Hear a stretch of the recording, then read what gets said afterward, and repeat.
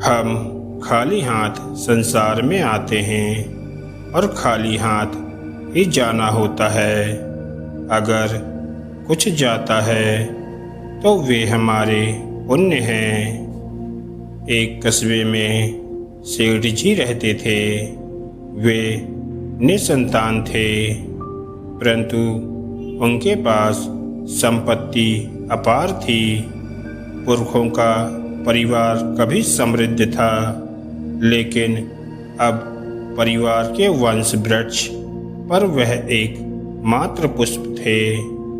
उन्होंने जीवन में कभी अहंकार नहीं किया और संचित धन दौलत परोपकार में खर्च करते रहे। जब उनका अंतिम समय आया तो धर्मराज जी ने 2 यमदूत उन्हें लाने के लिए भेजे।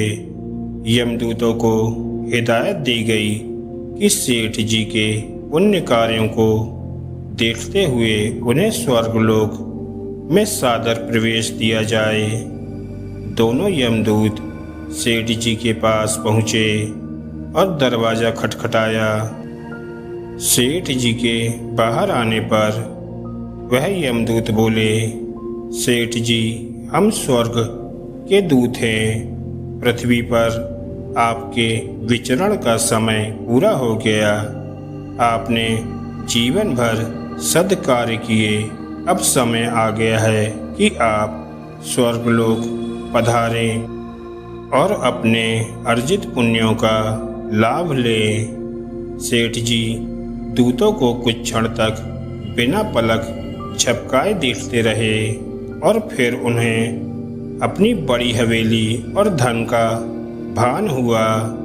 मन में लोभ आकर बैठ गया और सोचने लगे कि इतनी संपत्ति छोड़कर कैसे जाऊं। स्वर्ग में तो आनंद मिलना ही है, क्यों ना यहीं रहकर अपने धन का उपभोग ही करूं, जो अब तक नहीं कर सका।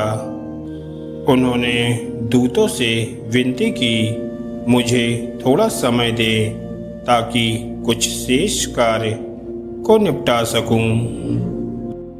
यमदूतों ने कहा, सेठ जी, यदि आप अपनी संपत्ति को लेकर चिंतित हैं तो निराश्रितों के कल्याण, शिक्षा, चिकित्सा और कन्याओं के कल्याण कार्यक्रमों के लिए समर्पित कर निवृत्त हो सकते हैं।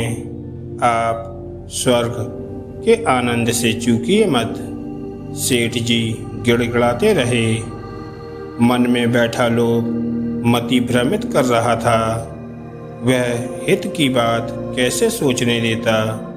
दूतों ने सोचा, संभवतः कोई ज्यादा ही महत्वपूर्ण पुण्य कार्य शेष रह गया है। दूतों ने धर्मराज जी से संपर्क किया। धर्मराज जी सेठ जी के मन में समाये लोभ को भांप गए, लेकिन फिर भी उसे 1 वर्ष की मोहलत दे दी। यमदूतों के जाने के बाद सेठ जी ने धन का उपभोग तो नहीं किया, अपितु और अधिक संचय की प्रवृत्ति प्रभावी हो गई। सेठ जी अब कर्ज पर रुपया देने व ब्याज बट्टा की कमाई से रोटी खाने लगे। धंधे में झूठ फरेब के कारण कस्बे में निंदा के पात्र भी बनने लगे। देखते देखते वर्ष बीत गया और उनके कर्मों के कारण संचित हुए पुण्य क्षीण हो गए। ठीक समय पर यमदूत आ पहुँचे। वे पहले की भांति तेजोमय न होकर विभत्स आकृति वाले थे। सेठ जी ने उनसे पूछा, पूर्व में आने वाले दूतों की क्या बदली हो गई है? दूतों ने उपहास करते हुए कहा, सेठ जी, अब आपको स्वर्गलोक नहीं नरकलोक चलना है। हम वहीं से आए हैं। आपने 1 वर्ष में सारे संचित पुण्य खो दिए और पाप की गठरी बांधते रहे, इसे उठाएं और बिना कोई नानुकुर किए चले हमारे साथ। इस प्रेरक प्रसंग का सार यही है कि हम खाली हाथ संसार में आते हैं और खाली हाथ ही जाना होता है। अगर साथ कुछ जाता है तो वे हमारे पुण्य हैं। जीवन में परिश्रम और ईमानदारी से अर्जित धन से अपनी बुनियादी आवश्यकताओं की पूर्ति के साथ साथ दीन दुखी और पीड़ितों की सहायता में भी अपनी सामर्थ्य अनुसार मदद जरूर करें। धन्यवाद दोस्तों।